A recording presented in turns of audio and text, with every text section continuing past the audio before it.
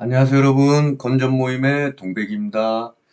예, 오늘은 건설 분야의 구분이라는 주제로, 건설 분야의 구분이라는 주제로 영상을 준비해 봤습니다. 저는 건전 모임의 동백입니다. 여기 저희 카페와 오픈, 오픈 채팅 주소고요. 그냥 뭐 건전 모임만 검색하시면 바로 입장하실 수 있으십니다. 물론 건설 분야의 구분 누구나 잘 하실 수 있겠죠. 그렇지만 현직자 입장에서 실제 경험과 제 지인들이 또 많이 있기 때문에 각 분야에 간접 경험을 엮어서 특징이라든지 근무 여건이라든지 어떤 취준생 입장에서 봤을 때 꿀팁이 될 수 있는 그런 주제로 접근을 해보겠습니다. 영상 시작 전에 구독과 좋아요 부탁드리겠습니다. 자, 우선 건설이라는 큰 테두리 안에 첫 번째로 건축, 두 번째로 인프라, 세 번째로 플랜트가 있겠죠. 이보다 더 상세하게 나눌 수 있죠. 더 상세하게 나눌 수 있죠. 그렇지만 가장 많은 회사에서 그리고 가장 많은 업계 쪽에서 이제 크게 나누는 세 가지 분야로 나눠서 설명을 하겠습니다. 첫째, 건축.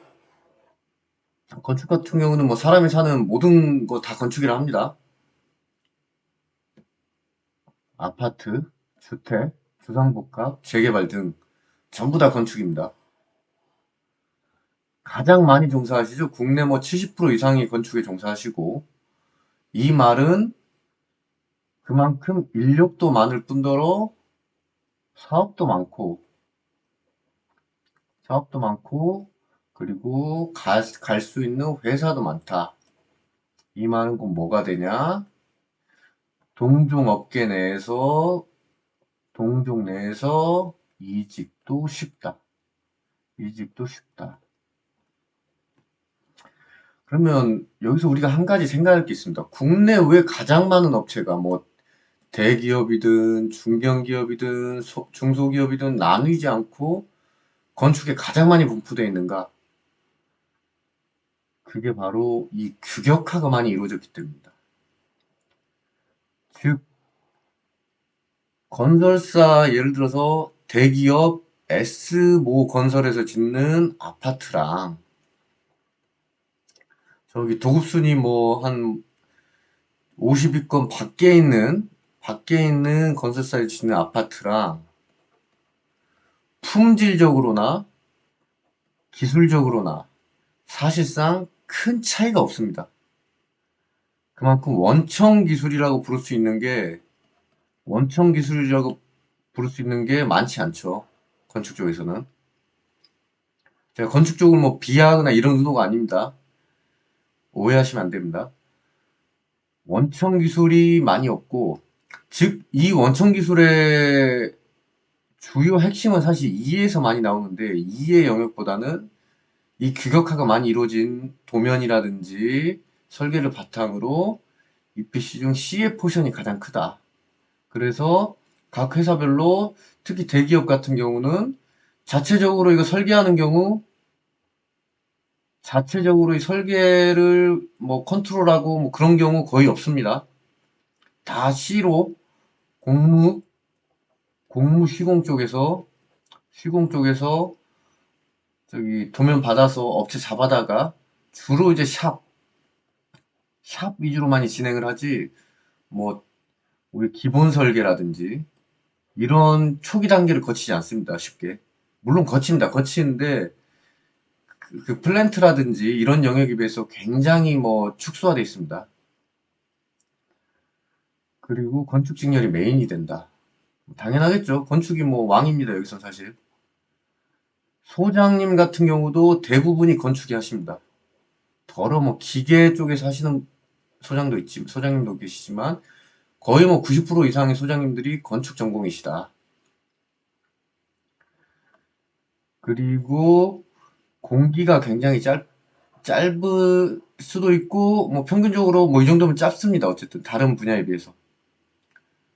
규모 큰 아파트는 2년에서 3년 정도, 작은 주택이라든지 이런 부분은 이제 6개월 정도, 뭐 1년 정도. 그리고 숙소. 여러분 이제 건축적으로 취직하시면 숙소, 오피스텔 이런 거 잡으시던가 아니면은 현장에서 이제 어디 뭐 아파트 하나 빌려주면은 거기서 뭐 두 명, 세 명 같이 살고 오피스텔에서도 두 명, 세 명 같이 살죠. 이런 경우 있는데 이거 여러분 이거 이 정도면은 우수하다고 얘기할 수 있습니다. 제가 이거 5점 만점입니다. 5점 만점에 5점 준 겁니다. 뭔 소리냐? 뭐 너 오피스텔에서 둘이 살아봐라.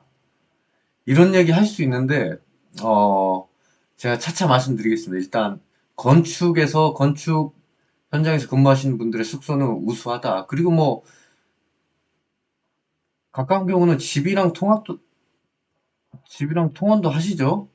이 근본적으로 모든 건축은 바로 도심지에 있기 때문이에요.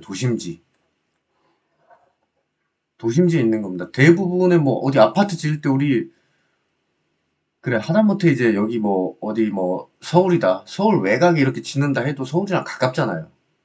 또 이 주변에 뭐 최소한 식당이라도 있고 접근성이 사람이 살아야 되니까 입주해서 살아야 되니까 가깝지 않습니까? 그렇기 때문에 식사 여건도 우수하다는 겁니다. 식사 여건도. 뭐 밥 먹는데 큰 고민이 없습니다. 주변에 식당 많이 있기 때문에 차 타고 10분, 20분만 가면은 여러분 뭐 원하는 데 가서 식사하실 수 있으시죠? 대부분. 뭐 이제 자꾸 이제 저기 한숨 쉬는 소리가 좀 들리시는데 비단 이제 건축에만 근무하신 분들께서는 숙소도 안 좋고 식사도 안 좋고 다 안 좋다 이렇게 말씀하실 수 있는데 그래서 제가 이 영상을 준비했습니다. 다른 분야와 비교가 가능할 수 있도록. 어쨌든 뭐 이 정도로 이직도 좀 쉬운 게 가장 큰 장점이고 건축 같은 경우는 좀 전문성은 살짝 떨어지기 때문에 C의 포션이 크고 E가 좀 떨어지고 하기 때문에 여러 업체들이 스타팅으로 많이 시작한다. 스타팅으로 가장 건축 쪽에서 많이 시작하는 게 건축 쪽이다. 건설 쪽에서 시작하는 게 건축 업계다. 이 정도가 되겠습니다. 인프라. 우선 먼저 얘기하면은 건축 쪽보다 전문성은 없습니다. 전문성은.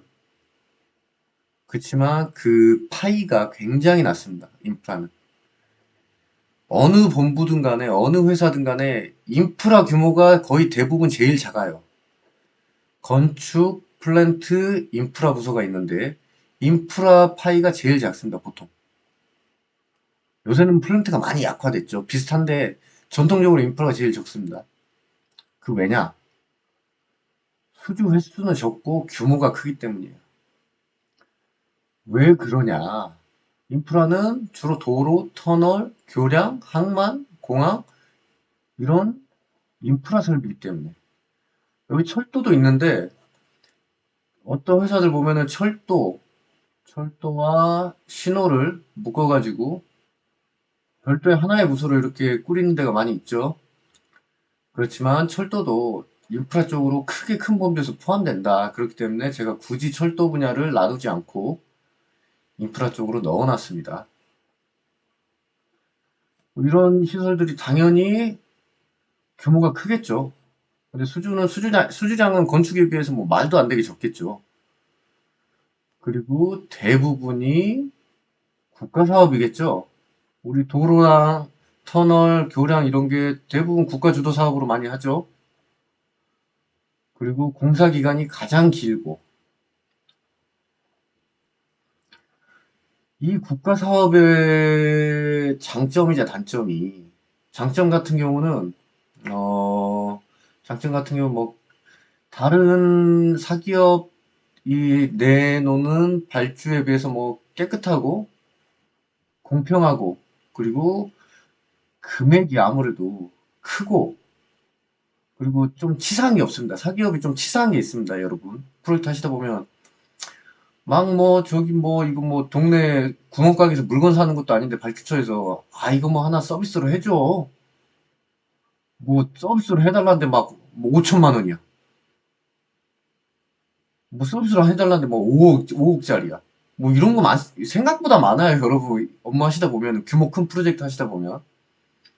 근데 공기업 같은 경우는 대부분 뭐 깨끗하게 우리가 뭐 어느 설비가 추가된다. 뭐 하다못해 조명 등기구 뭐 50만 원짜리 추가된다. 이런 것도 다 목록화 시켜가지고 나중에 돈으로 다 받을 수 있다. 공사하다가 EPC 턴키일지라도 이런 경우가 많이 있습니다. 자, 단점. 이거 한마디로 얘기하면은 단점. 좀 짜증난다. 왜냐?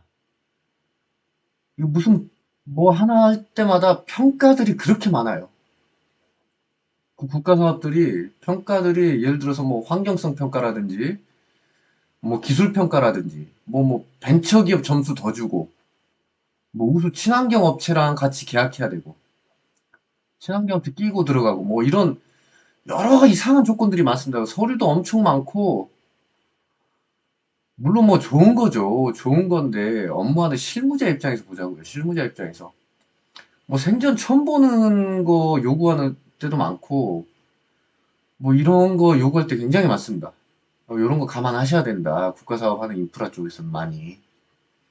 그리고 토목직렬이 대부분 메인이다. 우리 토목공학의 꽃이 뭡니까, 여러분? 뭐 터널, 교량 이런 거죠. 터널, 교량. 그래서 항상 인프라 쪽을 꿈꾸신다. 토목 전공하시는 분들께서. 그렇다고 뭐 다른 분야 없는 거 아닙니다. 포션이 엄청 적습니다. 대신 다른 분야는. 그래도 그렇겠죠. 고속도로 짓는데 뭐 거기 뭐 저기 뭐 전기 뭐 가로등이나 뭐 이런 거밖에 필요 없겠죠. 그리고 공사 기간이 길다. 이거 제가 굳이 여기 공기가 있는데 여기다 써놓은 이유. 별표 한 3개. 뭘까요? 자, 어느 회사든 간에 설계 같은 경우는 자, 본사 근무합니다. 샵 빼고 건축에 샵 하시는 분들 빼고 설계는 본사 근무합니다. 자, 시공, 공무 이쪽 시공 공무에서 공사 기간이 길다. 한 뭐 저기 우리 남미에 수주했어요. 운 좋게. 남미에 저기 고속도로 8차선. 와, 대박. 공기 막 한 뭐 7년. 와, 뭐 3조. 엄청나죠? 자, 파견 갑니다. 33세 파견 갑니다. 자, 40대에서 복귀하죠. 자, 결혼 안 했어요. 한국 여자랑 결혼하기 어렵죠. 자, 이러면 이제 뭐 이게 뭐 이제 남미에서 이제 뭐 베네수엘라 이런 데서 이제 해외 결혼 하시면 이제 좋고, 하시면 좋고, 이제 못 하시면 저기 뭐, 많이 저기 결혼 시장에서 많이 좀 점수가 낮아지죠. 뭐 이런 애로사항이라든지, 뭐 국내로 파견 가면 뭐 괜찮죠. 국내로 파견 가면 괜찮은데 뭐 해외 쪽이나 파견 가면 이런 거 굉장히 문제가 된다. 공사 기간이 긴 게. 저도 뭐 해외 쪽에 파견을 다녀왔지만 이런 거 참 애로사항이 있습니다, 진짜. 그리고 숙소. 아무래도 건축보다는 도심지에서 좀 떨어져 있다. 그래서 한 10분 갈 거를 뭐 한 30분은 가야 된다. 저기 번화가까지 밥 먹으려면, 잠자려면, 뭐 식사도 마찬가지고. 그래서 별 5점 만점에서 4점 줬습니다. 4점. 자, 인프라는 이 정도 있겠죠. 뭐 궁금하신 사항 있으면 우리 카페나 단톡방에 글 남겨주시면 됩니다. 댓글도 괜찮습니다. 자, 그리고 마지막 이 플랜트. 자, 이 플랜트를 설명을 하려 했는데, 플랜트는 종류가 많이 분할돼 있어요. 이게 뭐 건축이나 인프라처럼 뭐 도로, 교량 이런 걸로 딱 나눠서 설명하기가 굉장히 어렵습니다. 이 자체만으로 파이들이 너무 크기 때문에 각자의 특징도 개성도 너무 강해서 그래서 이번 시간에는 이 정도로 하고 다음 시간에는 플랜트 위주로 설명드리겠습니다. 이제 건축이라든지 플랜트 분야, 인프라 종사하시는 분들께서 이거 꼭 보셔야 됩니다. 이쪽 보셔야지 이제 제가 뭐 잘못 설명했으면 정정도 해주실 수 있고, 또 혹시, 아, 내가 이 부분은 몰랐구나, 플랜트는 이랬구나, 뭐 이런 부분을 가지고 생각할 수 있기 때문에, 좀 더 본인의 직무에 대해서 만족도를 올린다든지 아니면은 미지의 영역을 탐구하실 수 있는 좋은 기회가 되실 겁니다. 자, 구독과 좋아요 한 번 더 눌러주시길 부탁드리면서 저는 건전 모임의 동백이었습니다. 감사합니다.